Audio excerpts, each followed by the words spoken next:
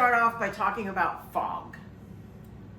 We've all been in a situation where we're either walking down the street or we're driving our car down the road, and all of a sudden this fog comes in, sometimes from out of nowhere.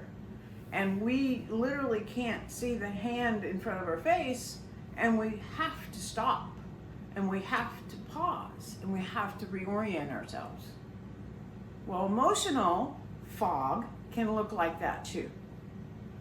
And so today I want to talk about that a little bit. All week long I've been talking about sharing scriptures and reflections that have to do with dispersing the fog, or naming it, really, not necessarily dispersing it, but naming it, and how God can help us do that. And in healing, it's very important for us to name what those things are that are coming up that don't necessarily match what's going on around us. And it can be a physical sensation in your body. It can be emotional distress that doesn't match what's happening. It can be spiritual disconnection. All of those things is what I'm talking about when I say fog.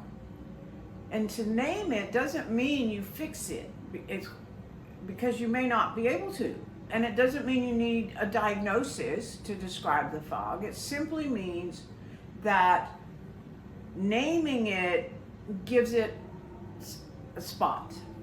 And it allows you then to either sit in it and listen and pause, or to figure out if it's something that you need to deal with right now or can put off to a later date.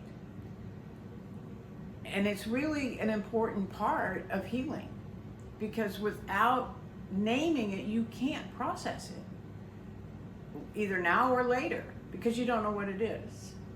And sometimes just the naming gives you the peace. And that's how it's worked for me throughout my healing process. So, but you don't have to fix it in the moment. And in fact, that's what I'm going to be talking about in all of the morning meditations and in the reflections this week. I'm going to be sharing things about a tool that I call the Not Now box, which I'll cover in next week's video, which is really understanding and learning how to put things aside that come up if you're not equipped to deal with them. And we'll address that next week, so I hope that you'll join me for that. So this week, if you feel overwhelmed or confused, or if your body's telling you something that doesn't make sense, try this. Breathe, pause, and name it, however it's showing up. And then just maybe sit in it for a moment, because you'd be surprised that you might actually find that there are some treasures waiting for you in the fog as you pause enough that you can hear God's whisper.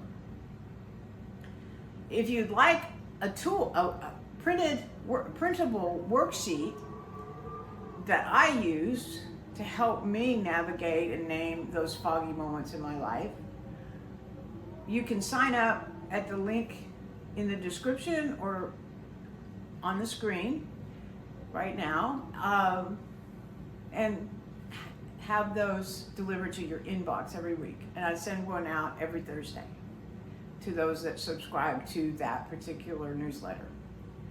So if any of this has resonated with you today, if you find yourself in a fog, or you have in the past, and you'd like to know more about the things that I'm talking about as far as tools, please like, subscribe, and share this video. Subscribe to my channel, and be sure to hit that notification bell so you don't miss anything that's coming up.